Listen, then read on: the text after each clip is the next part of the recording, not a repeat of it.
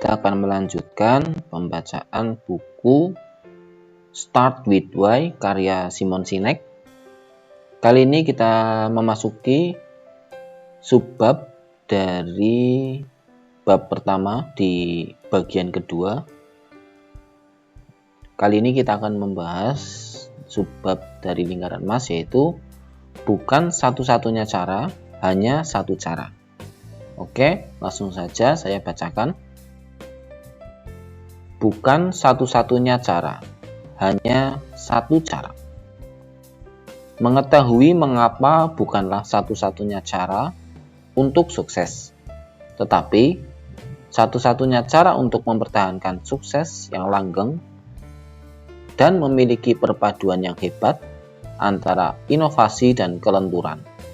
Ketika mengapa menjadi buram, akan semakin sulit mempertahankan pertumbuhan, kesetiaan, dan inspirasi yang pernah membantu menggerakkan sukses awal. Yang saya maksud dengan sulit adalah manipulasi, bukan inspirasi. Langsung menjadi strategi pilihan untuk memotivasi perilaku.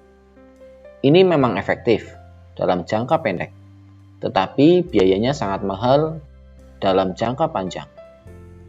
Mari kita pertimbangkan sebuah kasus klasik untuk sekolah bisnis tentang perusahaan kereta api. Di akhir tahun 1800-an, kereta api adalah perusahaan terbesar di Amerika. Setelah mencapai sukses yang monumental, bahkan mengubah pemandangan daratan Amerika, mereka berhenti mengingat peran penting mengapanya mereka. Mereka malah terobsesi oleh apa yang mereka lakukan, bahwa mereka berada di bisnis kereta api. Penyempitan sudut pandang ini memengaruhi pembuatan keputusan. Mereka menanam sebuah uang mereka di rel, penyeberangan kereta, dan mesin-mesin. Tetapi, di awal abad ke-20, muncul sebuah teknologi baru, pesawat udara. Dan semua perusahaan kereta api itu akhirnya bangkrut. Bagaimana jika mereka merumuskan diri sebagai bisnis angkutan massal? Mungkin perilaku mereka akan berbeda. Mungkin mereka akan melihat peluang yang telah terlewatkan. Mungkin mereka akan memiliki semua maskapai penerbangan di masa kini. Perbandingan ini memunculkan pertanyaan tentang ketahanan hidup jangka panjang dari begitu banyak perusahaan lain yang telah merumuskan diri serta industri mereka berdasarkan apa yang mereka lakukan.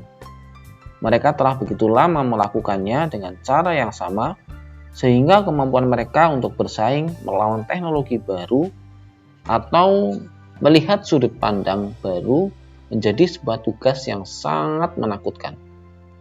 Kisah tentang perusahaan kereta api itu memiliki kesamaan dengan kasus industri musik yang telah kita bahas sebelumnya. Ini adalah sebuah industri lain yang tidak pandai menyesuaikan model bisnisnya agar selaras dan perubahan perilaku yang didorong oleh teknologi baru. Tetapi, industri lain yang model bisnisnya berubah di masa yang berbeda juga telah menunjukkan keretakan yang serupa. 3 contohnya adalah industri surat kabar, penerbitan, dan televisi. Ketiganya adalah perusahaan kereta api masa kini yang sedang bergumul untuk merumuskan nilai mereka sambil menonton pelanggannya beralih ke perusahaan-perusahaan industri lain yang lebih bisa melayani kebutuhan mereka yang telah berubah.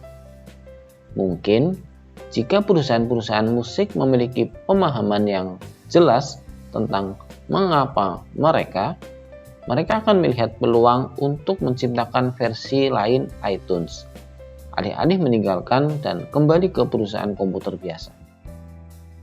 Pada semua kasus ini, kembali ke tujuan, isu perjuangan atau kepercayaan awal akan membantu industri ini untuk menyesuaikan diri. Alih-alih bertanya, apa yang harus kita lakukan untuk bersaing? Seharusnya pertanyaannya adalah, mengapa pada awalnya kita melakukan apa yang kita lakukan? Dan apa yang bisa kita lakukan untuk menghidupkan kembali tujuan awal kita dengan mempertimbangkan semua teknologi dan peluang pasar yang sekarang ini.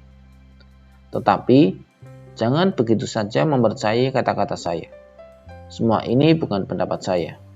Semua ini berlandaskan kuat pada prinsip-prinsip biologi. Demikian pembacaan subbab dari lingkaran emas. Terima kasih bagi teman-teman yang telah mendukung channel ini, menonton channel ini, mendengarkan podcast ini. Dan selanjutnya saya akan membacakan bab kedua di bagian kedua, yaitu ini bukan pendapat, ini biologi, yang akan saya bacakan di video berikutnya. Oh ya, bagi teman-teman yang belum subscribe, silahkan subscribe untuk mendukung channel ini dan share ataupun komen untuk memperbaiki apa yang sekiranya kurang di channel ini.